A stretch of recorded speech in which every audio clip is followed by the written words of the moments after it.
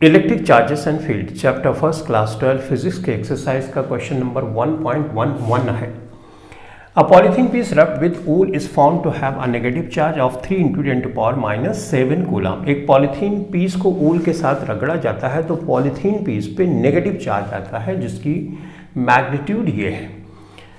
इसका first part है estimate the number of electron transferred from which to विच। हमको total number of electron कितने transfer हुए हैं ये फाइंड करना है। और दूसरे पार्ट में is there a transfer of mass from wool to polythene. क्या मास का भी ट्रांसफर हो रहा है वूल से जब इलेक्ट्रॉन जाते हैं पॉलीथीन में। तो दो पार्ट है और दोनों बड़े सिंपल से हैं, तो चलो फटाफट से सॉल्व कर लेते हैं। देखो चार्ज का एक फार्मूला हमने क्वांटाइजेशन ऑफ चार्ज का सीखा था, Q is equal to NE। N number of electron हो गया, E एक इलेक्ट्रॉन पे चार्ज हो गया। हमको टोटल नंबर ऑफ इलेक्ट्रॉन निकालना है तो N करेंगे, Q/E करेंगे। टोटल चार्ज देखो यहाँ पे दिया है 3 × 10⁻⁷। एक इलेक्ट्रॉन पे चार्ज हम जाते हैं 1.6 × 10⁻⁹ कूलम होता है।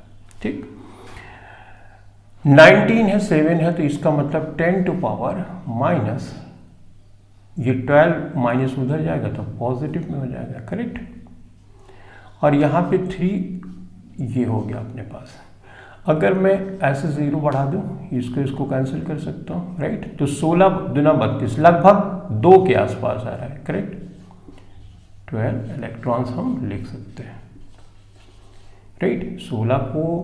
16 से 30 को डिवाइड करोगे तो लगभग 16 × 32 2 है, लेकिन अप्रॉक्सीमेट हम लिख ही सकते हैं कि इतने इलेक्ट्रॉन ट्रांसफर हो रहे हैं वूल से पॉलीथीन। अब डायरेक्शन भी पूछ रहा है फ्रॉम विच टू विच, तो पॉलीथीन पे नेगेटिव चार्ज आ रहा है, इसका मतलब जो इलेक्ट्रॉन ट्रांसफर हो रहा है वो वूल से पॉलीथीन की तरफ ट्रांसफर हो रहा है। तो फ्रॉम वूल टू पॉलीथीन,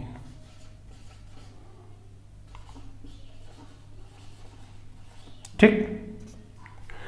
अब बी पार्ट सॉल्व करते हैं। ए पार्ट तो हो गया, टोटल नंबर ऑफ इलेक्ट्रॉन लगभग इतने ट्रांसफर हो रहे हैं और वूल से पॉलीथीन की तरफ ट्रांसफर हो रहे हैं।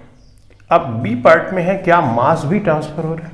ऑब्वियसली जहां पे चार्ज होगा मास वहां पे होना ही होना है। मास हो तो चार्ज हो ये जरूर नहीं, लेकिन अगर कहीं पे चार्ज है तो मास उसके साथ जरूर होगा, क्योंकि जब चार्ज ट्रांसफर होता है तो एटलीस्ट एक इलेक्ट्रॉन ट्रांसफर होता है और एक इलेक्ट्रॉन का मास तो होता ही होता है, करेक्ट।